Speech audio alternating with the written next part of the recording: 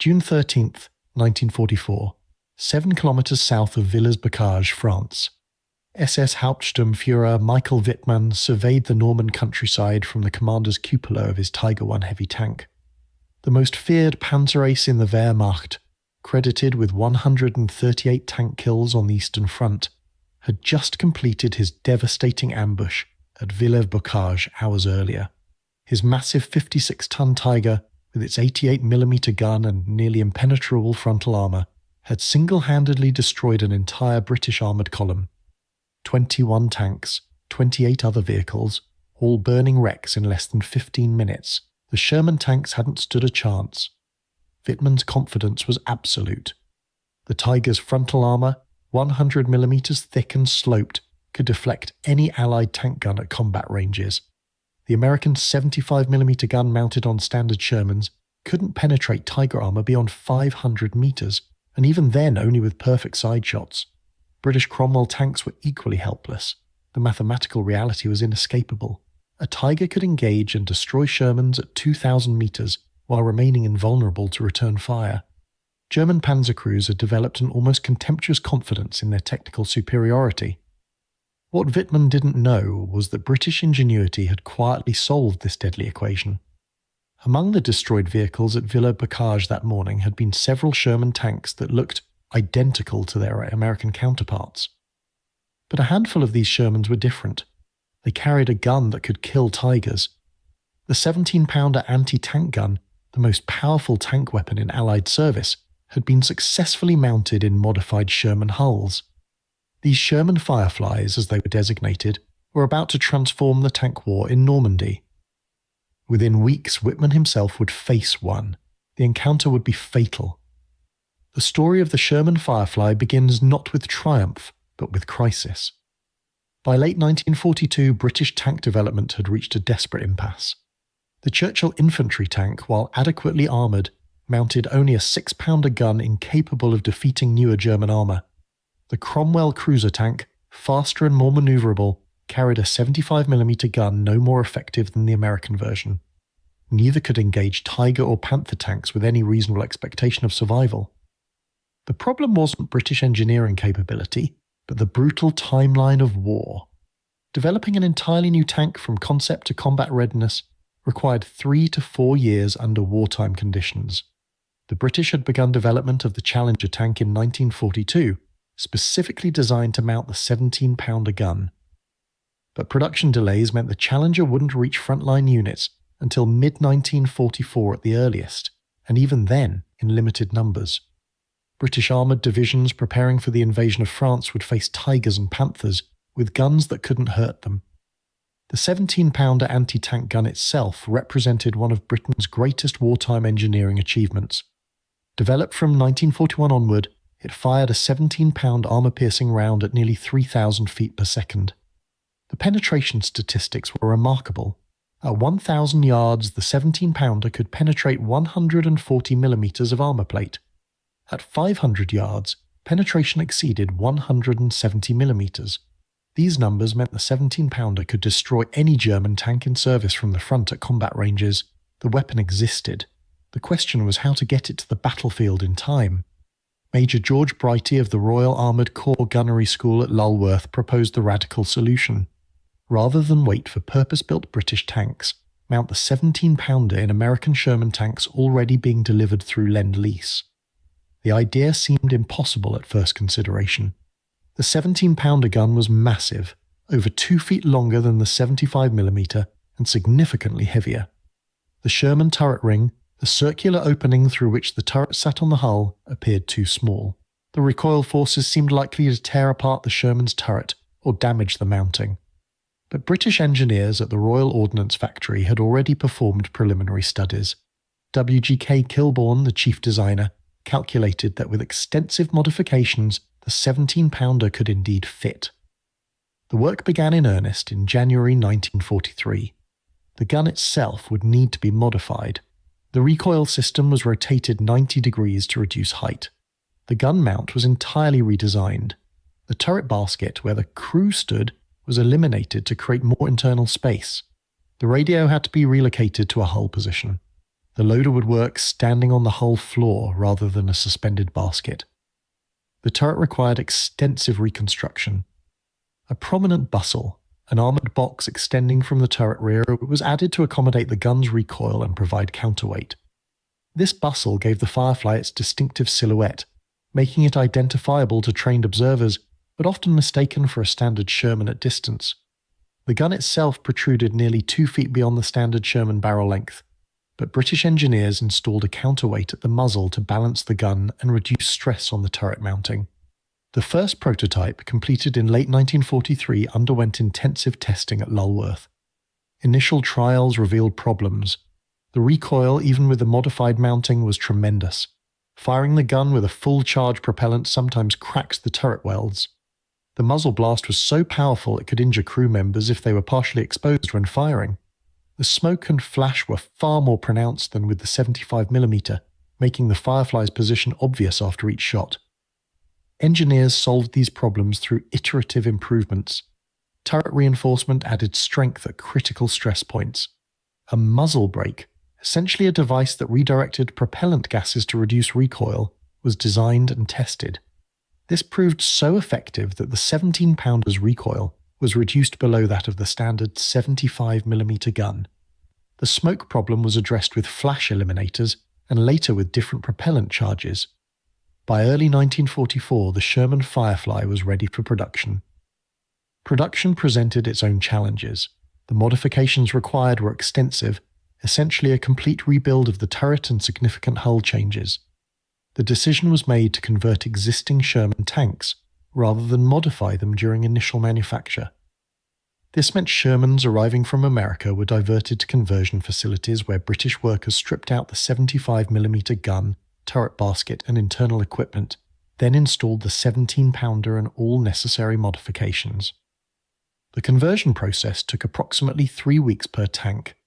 Multiple facilities were established across Britain to handle the volume. By D-Day, approximately 100 Fireflies had been completed. Production accelerated through the summer, with conversion rates reaching 40 to 50 tanks per month by August 1944. Eventually, approximately 2,000 Sherman Fireflies would be produced, serving not just with British forces but also with Polish, Free French, and Canadian units. The allocation of Fireflies to units followed a careful calculation. British armoured doctrine organised tank units into troops of 4 tanks. The decision was made to assign 1 Firefly per troop, with the other 3 tanks being standard Shermans with 75mm guns.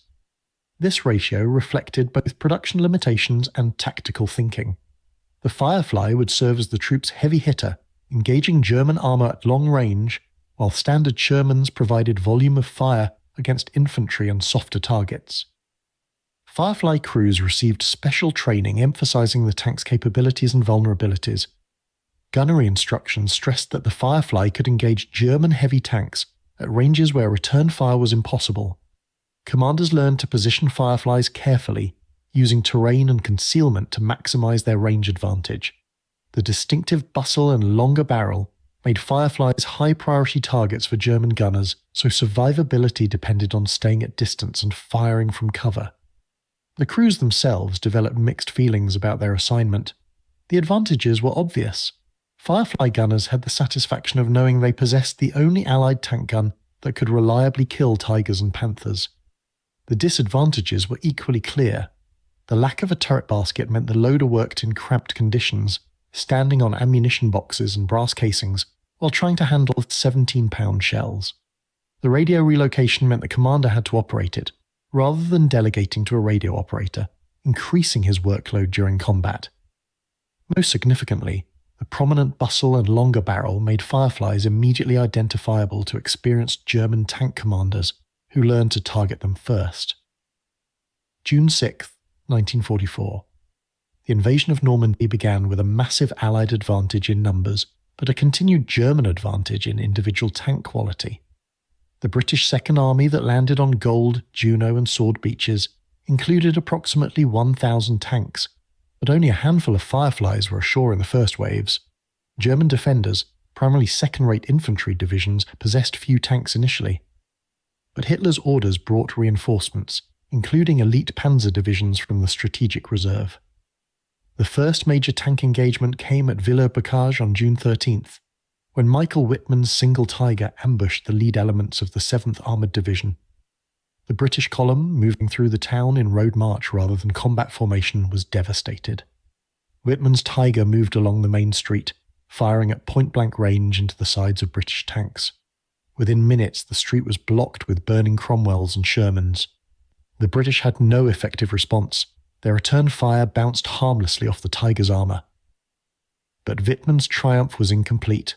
After destroying the column in Villers-Bocage, he withdrew to point 213, a strategic hill overlooking the town. Here his luck changed. A Cromwell tank from the 1st Royal Tank Regiment spotted the Tiger and engaged despite the hopeless odds. The Cromwell's shots were ineffective, but they alerted other British units. Among these was a Sherman Firefly commanded by Sergeant Bramall. The exact details of what happened next remain disputed in historical accounts. British records indicate that Bramall's Firefly engaged Wittmann's Tiger from long range, scoring at least one hit. German records suggest Wittmann's Tiger was hit by anti-tank gunfire from concealed positions. What's certain is that Wittmann's tank was damaged and forced to withdraw. This marked the first time Wittmann had been forced to retreat from combat, an ominous precedent for German Panzer confidence. Throughout June and July, Firefly crews began accumulating kills against German heavy armour. The engagements followed a pattern. German Tigers or Panthers, confident in their armour superiority, would engage British tank formations at ranges of 1,000 to 1,500 metres. Standard Shermans and Cromwells would return fire ineffectively while withdrawing to cover. The Firefly, often held in concealment, would wait for a clear shot, then engage at maximum range. The German crews, accustomed to Sherman guns being harmless at such distances, often didn't take evasive action until after the first round struck. Trooper Joe Ekins of the Northamptonshire Yeomanry exemplified Firefly effectiveness. On August 8, 1944, near the village of Saint-Aignan-de-Cramesnil, Ekins served as gunner in a Firefly commanded by Sergeant Gordon. The location sat astride a critical junction in the German defensive lines during Operation Totalize, the Canadian First Army's offensive toward Falaise. German commanders rushed reinforcements to block the Canadian advance, including tanks from the 1st SS Panzer Corps. At approximately 12:30 hours, Gordon's troops spotted German tanks moving into defensive positions on the ridge opposite their location, range approximately 1,200 metres. Through the gunner's telescopic sight, Ekins identified the distinctive silhouette of Tiger tanks, their boxy hulls and massive guns unmistakable. Standard doctrine called for Shermans to withdraw when facing Tigers at long range, but Gordon's Sherman was a Firefly. Ekins laid his sight on the lead Tiger, adjusting for range and the gentle crosswind. The 17-pounder fired with its characteristic thunderous report and massive muzzle flash. Through the smoke, Ekins watched the tracer. The armour-piercing round struck the Tiger's frontal armour and penetrated, the impact visible even at that distance. The Tiger stopped moving, smoke beginning to pour from its hatches. Before German crews could react, Ekins had another round loaded. He engaged the second Tiger, scoring another penetrating hit. This tank also stopped, clearly disabled. The third Tiger attempted to reverse into cover, but the movement exposed its thinner side armour. Ekins fired again, the round punching through the Tiger's flank and detonating the ammunition stored internally. The resulting explosion blew the turret completely off the hull, a catastrophic kill that left no doubt about the Firefly's lethality. Within minutes, 3 Tigers were destroyed at a range where their own guns remained deadly, but their armour was vulnerable. Post-war research, including examination of German records and the work of historian Mark Hayward, suggests that one of the Tigers destroyed by Ekins that day was commanded by Michael Wittmann himself. The exact identification remains debated, with some historians arguing Wittmann's Tiger was destroyed by rocket-firing Typhoon aircraft or Canadian forces. What's indisputable is that Wittmann died on August 8th, near Saint-Aignan-de-Cramesnil, his Tiger destroyed in the same engagement where Ekins eliminated multiple German heavy tanks. The psychological impact on German panzer crews was profound. Tank warfare since 1942 had operated under a clear hierarchy. Tigers and Panthers dominated the battlefield, secure in the knowledge that Allied guns couldn't hurt them frontally. Shermans were targets, not threats. This psychological superiority was as important as the technical advantage. German crews engaged Allied tanks with confidence, sometimes even contempt. The Firefly shattered this confidence. Suddenly, tanks that looked like harmless Shermans could kill Tigers from ranges exceeding 1,500 meters. German tankers began reporting that some Shermans had unexpectedly powerful guns, but unit identification was difficult. The Firefly's similarity to standard Shermans meant German crews couldn't reliably identify which tanks were deadly until after they fired. This uncertainty created constant tension. Every Sherman became potentially lethal. German tactical adaptations revealed the depth of this concern. Unit diaries and after-action reports from mid-1944 onward specifically mention watching for Shermans with longer barrels. Experienced German commanders trained their crews to identify Fireflies by the distinctive turret bustle and barrel length, then to prioritize these targets above all others. Engagement doctrine changed from seeking decisive tank battles to avoiding Allied armor whenever possible, especially at longer ranges where Firefly superiority was absolute. The testimony of German Panzer veterans confirms this transformation. Otto Carius, one of Germany's most successful tank commanders with over 150 kills, wrote in his memoir about the shock of discovering that some Shermans could penetrate Tiger armor. He described an incident where his Tiger's frontal armor was penetrated by what appeared to be a standard Sherman at over 1,000 meters. The realization that Allied forces possessed a weapon capable of negating German armor superiority changed how he approached every subsequent engagement. The Firefly's effectiveness extended beyond simple kill statistics. Its presence forced German armor to operate more cautiously, reducing the effectiveness of their qualitatively superior tanks. Tigers and Panthers that might have advanced aggressively now held back, unwilling to expose themselves to possible Firefly positions. This defensive mindset reduced German tactical mobility and allowed Allied forces to dictate engagement terms more effectively. The technical comparison between German and British armor-piercing ammunition reveals why the Firefly was so effective. The 17-pounder fired an armor-piercing capped round, essentially a hardened steel projectile with a cap designed to prevent shattering on impact and a streamlined outer cap for better ballistics. The round weighed 17 pounds and achieved a muzzle velocity of 2,900 feet per second. At 1,000 yards, it retained energy sufficient to penetrate 140 millimeters of armor plate at 30 degrees obliquity. German Tiger armor, while thick, couldn't withstand this performance. The Tiger's frontal armor measured 100 millimeters at near vertical angles. The 17-pounder's penetration at combat ranges exceeded this by a comfortable margin. Even at 1,500 meters, the effective limit of accurate fire, the Firefly could penetrate Tiger frontal armor with proper shot placement. Side and rear armor, significantly thinner at 80 and 82 millimeters respectively, were vulnerable at all combat ranges. The Panther presented a more complex challenge. Its frontal armor, sloped at 55 degrees and 80 millimeters thick, provided effective protection equivalent to 140 millimeters of vertical armor. This should have defeated the 17-pounder at longer ranges. In practice, the Panther's armor quality varied significantly due to Germany's raw material shortages by 1944. Molybdenum and nickel, essential for armor hardness, were increasingly scarce. Late-war Panther armor was brittle, prone to cracking and spalling even when not fully penetrated. Firefly rounds that struck Panther frontal armor often caused internal damage through spalling even without complete penetration. Firefly crews developed specific engagement techniques that maximized their advantages. The preferred tactic was to operate from hull-down positions, where the tank's hull was concealed behind terrain, but the turret and gun remained exposed. This minimized the Firefly's vulnerable profile while maintaining full offensive capability. Crews learned to fire one shot, then immediately reposition, exploiting the Sherman's reliable automotive performance to avoid German counterfire aimed at the telltale muzzle blast.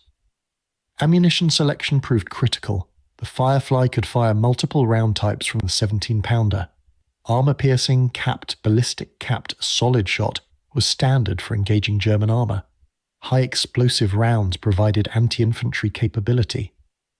Later, armor-piercing discarding sabot rounds became available, offering even higher penetration through revolutionary design. The sabot round consisted of a small, dense tungsten core surrounded by a lightweight aluminum sheath that fell away after leaving the barrel. This increased velocity to over 4,000 feet per second and penetration to over 200 millimeters at 1,000 yards, making even the King Tiger vulnerable. The operational deployment of Fireflies created tactical dilemmas for British commanders. With only one Firefly per troop of 4 tanks, losses had disproportionate impact on unit anti-armor capability. If a troop lost its Firefly, the remaining 3 standard Shermans were effectively helpless against German heavy tanks. This created pressure to preserve Fireflies, sometimes holding them back from engagements where they were needed. The tension between conservation and employment remained unresolved throughout the campaign. German responses to the Firefly threat evolved throughout late 1944 and early 1945. Initially, tactical adjustments focused on identifying and targeting Fireflies first. German tank commanders trained their crews to spot the distinctive silhouette and prioritize fire accordingly. This proved partially effective but created new problems. Focusing on Fireflies allowed standard Shermans to close range and engage from flanks. The numerical superiority of Allied armour meant that even successful Firefly kills often resulted in the German tank's destruction by other Allied tanks. Technical responses were attempted but never implemented. German engineers studied captured Fireflies and recognized the effectiveness of mounting the 17-pounder in a medium tank chassis. Reports suggested developing similar conversions using captured Soviet T-34 hulls and German high-velocity guns. These proposals remained theoretical. Germany's industrial capacity by late 1944 was devoted to replacing losses, not developing new conversions. The resources required for specialized conversions couldn't be spared. The strategic impact of the Firefly extended beyond individual engagements. The presence of a tank capable of defeating German armour on equal terms transformed Allied operational planning. Armoured offensives could proceed with confidence that German heavy tanks weren't invulnerable. This psychological advantage influenced decision-making at division and corps level, enabling more aggressive manoeuvres than would have been possible if Tigers and Panthers maintained unchallenged superiority. The Battle of the Bulge in December 1944 demonstrated both Firefly capabilities and limitations. German forces launching Operation Wacht am Rhein included over 250 Tigers and Panthers, the greatest concentration of German heavy armour since Kursk. Allied intelligence had detected Firefly effectiveness, and German planners specifically warned crews to watch for Sherman variants with longer guns. The heavily wooded terrain of the Ardennes, combined with winter weather limiting visibility, often negated the Firefly's range advantage. Despite these challenges, Fireflies scored multiple kills against German armour throughout the battle. British 26th Corps, deployed to block the northern shoulder of the German advance, used Fireflies effectively in defensive positions. The open ground near the Meuse River allowed Fireflies to engage at maximum range, destroying multiple Panthers and King Tigers attempting to force river crossings.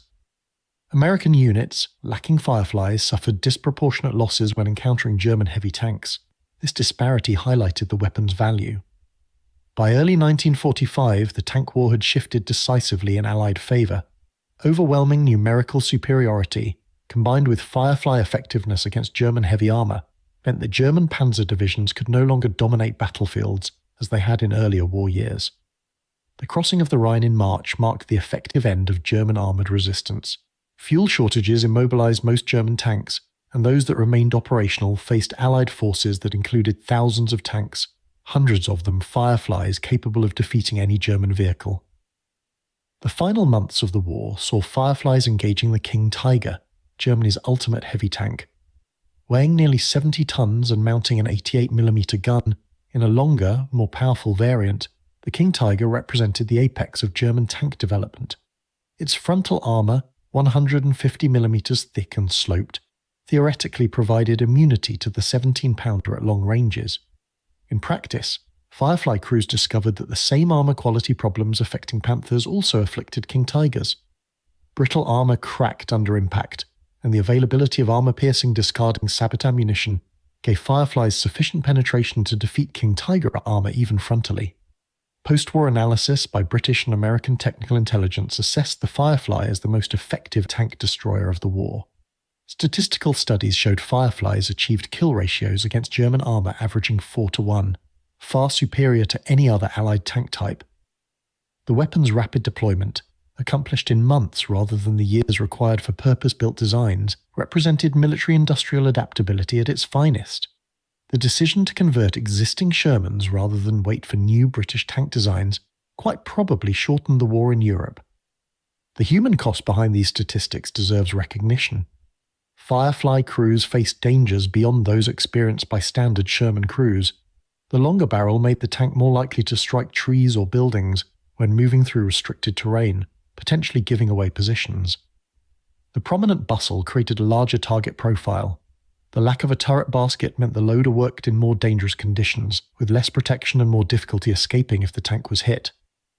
The radio relocation increased the commander's workload during the most stressful moments of combat. Casualty rates for Firefly crews remain difficult to calculate precisely, but anecdotal evidence suggests they were higher than for standard Sherman crews. German doctrine of targeting Fireflies first, once they were identified, meant these tanks drew disproportionate enemy fire. The catastrophic ammunition explosions that could result from penetrating hits were no more or less likely than with standard Shermans, but the Firefly's role often placed it in positions where it was engaging multiple enemy tanks, increasing exposure to return fire. The legacy of the Sherman Firefly extends well beyond World War II. The successful conversion established the principle that existing platforms could be upgraded with more powerful weapons, extending their useful life and combat effectiveness. This concept influenced post-war tank development worldwide. The British Centurion tank, developed during the war but entering service after it ended, incorporated lessons from Firefly deployment, including the importance of a gun capable of defeating any opponent and the need for adequate internal space for crew and ammunition. The Firefly remained in British service after the war, serving with occupation forces in Germany and with reserve units in Britain until being phased out in the early 1950s. Some were transferred to Allied nations. The Belgian army operated Fireflies into the mid-1950s, and several were sent to Yugoslavia, which operated them even longer. The combat career spanning from 1944 to the 1950s testified to the design's enduring effectiveness. Museums and collectors have preserved numerous Sherman Fireflies, recognizing their historical significance. The Tank Museum at Bovington in Dorset houses several examples, including a fully operational specimen occasionally demonstrated at public events. The distinctive sound of the 17-pounder firing, far louder and sharper than the American 75mm, provides visceral connection to the weapon's battlefield impact. These preserved vehicles serve as tangible reminders of British engineering ingenuity under wartime pressure. The technical achievement represented by the Firefly deserves particular emphasis. British engineers accomplished what American counterparts, with greater resources and industrial capacity, had not attempted. The United States developed its own tank destroyer doctrine, creating specialized vehicles like the M10 and M36 rather than upgrading existing tanks. These were effective but required separate production lines and logistics chains. The British approach of converting existing vehicles proved more efficient and got capable weapons to the front faster. The human element of innovation must be recognized. The engineers who designed the conversion, the factory workers who implemented it, the crews who trained on the new vehicle and carried it into combat, all contributed to the Firefly's success. Many of these individuals remain anonymous, their names lost to history. Yet their collective achievement altered the course of the war. The crews who faced Tigers and Panthers in their Fireflies, knowing they finally possessed a weapon capable of winning the fight, displayed courage that statistics cannot capture. The Sherman Firefly stands as one of World War II's great improvised weapons. Born from necessity, developed under pressure, and deployed with calculated efficiency, it transformed the tank war in northwest Europe. German tankers who had laughed at Sherman guns learned respect for the Firefly the hard way, through armor-piercing rounds that penetrated their supposedly invulnerable Tigers. The weapon's success demonstrated that in industrial warfare, adaptability and rapid innovation could trump raw technical superiority. The side that could identify problems, develop solutions, and deploy them quickly held decisive advantages over opponents bound by rigid doctrine and production limitations. The story of the Firefly is ultimately a story of human ingenuity triumphing over mechanical superiority. German engineers had created better tanks, but British engineers found a way to defeat them using existing resources and creative thinking. In the calculus of total war, this ability to adapt and innovate proved more valuable than any single weapon system. The lesson resonates today in military planning and procurement. Perfection is the enemy of good enough when time matters. The Firefly was never the perfect tank, but it was good enough to kill Tigers, and in the summer of 1944 that was exactly what Britain needed.